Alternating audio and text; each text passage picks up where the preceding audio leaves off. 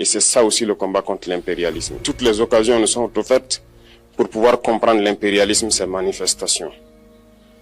Quand je prends dernièrement les propos d'Emmanuel Macron sur l'Afrique, eh bien, tout Africain conscient devrait donc comprendre très vite tout ce qu'il a pu nous dire et qu'est-ce que ça signifie.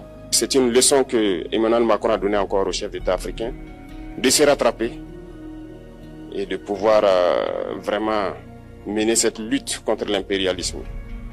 Mais en plus de ça, il a aussi insulté tous les Africains dans ses propos. Il y a une partie qui a retenu mon attention, là où il parlait d'ingratitude, et que l'ingratitude est une maladie non transmissible aux humains. Lui, il est humain, notre ingratitude n'est pas transmissible à lui.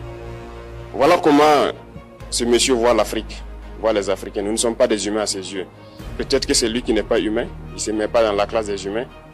Mais s'il y a bien un ingrat, c'est bien lui.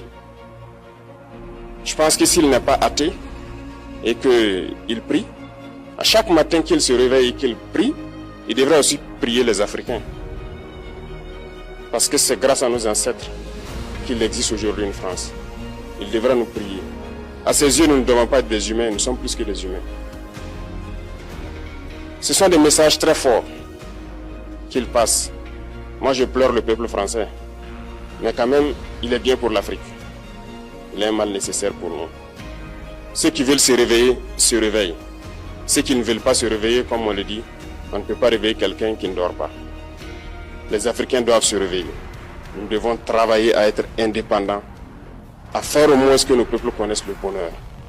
Et la lutte contre l'impérialisme, c'est ça. Il faut décoloniser les mentalités.